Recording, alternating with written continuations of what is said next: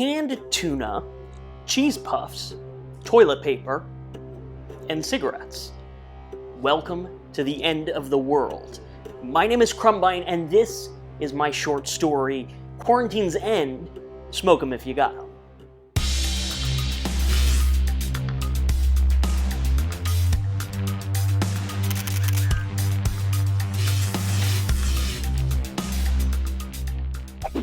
I sat on the floor and picked at the edge of the tape that sealed off the front door. There was nothing else left to do. It was almost 6 months since I had put the tape around the edges of the door, optimistically sealing out the poison that lurked in the air for so long now. The gray tape was no longer shiny and new, but dull and worn and frayed at the edges, clinging to that fading, optimistic hope of sealing out the unknown. Not at all unlike me. I grunted at the insipid irony and pulled at the edge of the tape, feeling the worn glue give way. The edge curled, and I was able to finally get a grip on it. I turned and got to my knees, placing one palm against the door as I gave the tape a solid yank. There was nothing else left to do. The tape tore loudly, echoing down the empty shotgun hallway of my tomb-like home. The bottom section peeled away and lifted the side seal. I climbed to my feet and continued pulling the tape from around the door frame. As more of the door's seams were exposed, I could feel a tightening in my chest. It was psychosomatic, or at least that's what I tried to tell myself. The virus wouldn't have made it through the seams so quickly. Even I could admit the tape had been a step too far into the deep end of paranoia.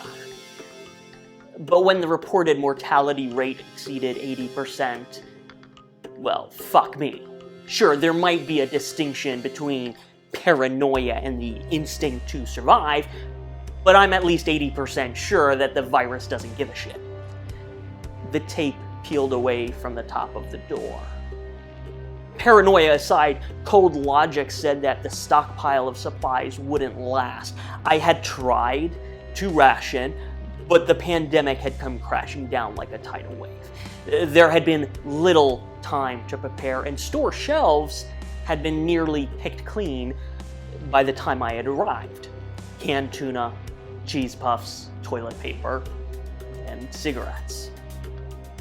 Welcome to the end of the world.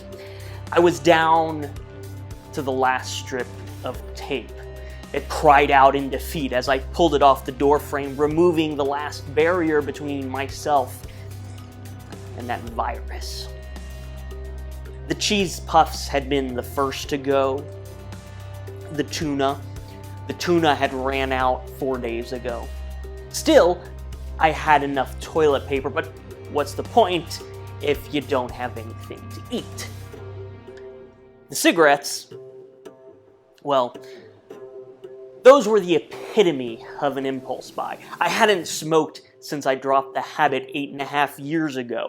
It had been after the second divorce. I had purged so many toxins from my life, it only made sense to dump the smokes too. But when you're staring down the barrel of a pandemic and the store shelves are empty, save a healthy supply of cancer sticks, well, why not indulge in one last cigarette before the world ends? What's the worst that could happen? As my supplies dwindled, I never touched the cigarettes. I don't know why. Maybe it had something to do with that ironic duct tape optimism, sealing out the poison air. Whatever the reason, my supplies still vanished. The cigarettes remained, and the final strip of tape. That final strip of tape lay crumpled on the ground. There was nothing else left to do. I pulled the deadbolt back and turned the knob. The door creaked open. The vacuum of my improvised tomb ripped open, and air, that virus-laden 80% mortality, poisonous air, rushed by my ears.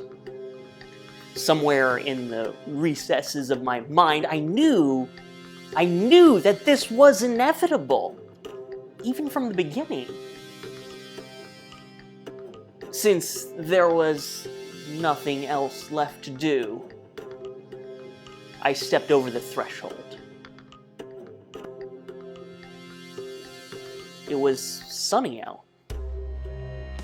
My front lawn was overgrown and the street was empty. The neighborhood sat quiet. The poison air heavy with a deadly stillness. This time, that tightness in my chest, it was real. There really was nothing else left to do.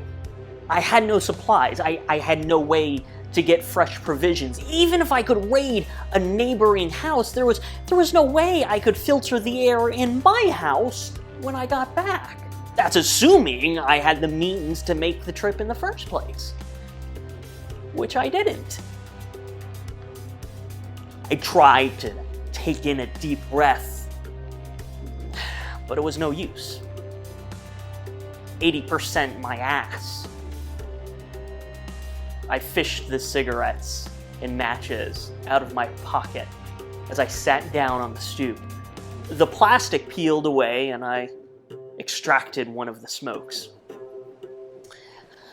I was already wheezing when I put the cigarette between my lips, striking the match and taking that first long pull. Nicotine, tar, arsenic. Cancer research says that the smoke from a cigarette contains thousands of chemicals. It might have been 8 years since my last cigarette, but as the smoke filled my lungs, my brain lit up as that familiar release washed over me. I don't know if it was the knowledge that this was truly my last smoke, but fuck me sideways with a jackhammer. That was good.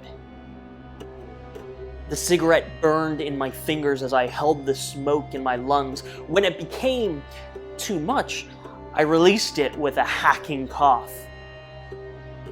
Excruciating pain shot through my chest. Yeah, it's how that 80% mortality rate was supposed to go. Tightness, shortness of breath, trouble breathing, excruciating pain, lung failure, and then lights out. Curtains, show's over, all bets are off because no one wins when you gamble against the virus. I took another long drag on the cigarette. Fuck me. I didn't want to go like this. Isolated, alone. And what the fuck did I even do with my life? I built a career pushing papers and helping fat rich fucks get fatter and richer. 2 failed marriages, a best friend who hated me even more than my ex-wives, and a family that wouldn't give me the time of day. I'm pretty sure I didn't do any of this right. But then again, the virus wouldn't care if you were a motherfucking saint, or Gandhi, or Jesus fucking Christ himself. Another drag. What did it matter? Good, bad, right, wrong. The virus came for everyone indiscriminately. Even the fat, rich fucks with their endless supplies of tuna and cheese puffs, they wouldn't be able to escape the virus forever. The virus made it all pointless. Success, failure, life, death. Another long pull. thousands of chemicals swirling in a cloud of burning smoke inside me. I could literally feel the carcinogens pricking at my lungs. After another long moment, I let out a stream of smoke. My chest sunk slowly, deliberately. I expelled the final contents of my lungs. All good things and all that jazz. There was nothing else left to do. My chest rose as my lungs filled with air.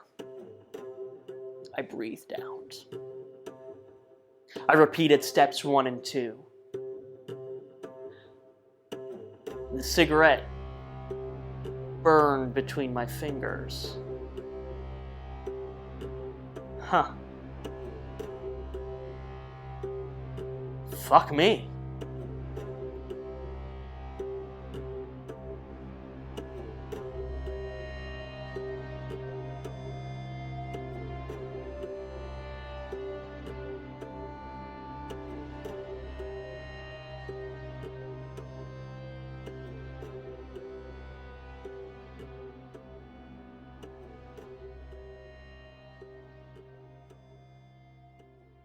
Thank you so much for watching this. If you enjoyed this short story, please like this video, leave a comment, subscribe, and check out the links in the description.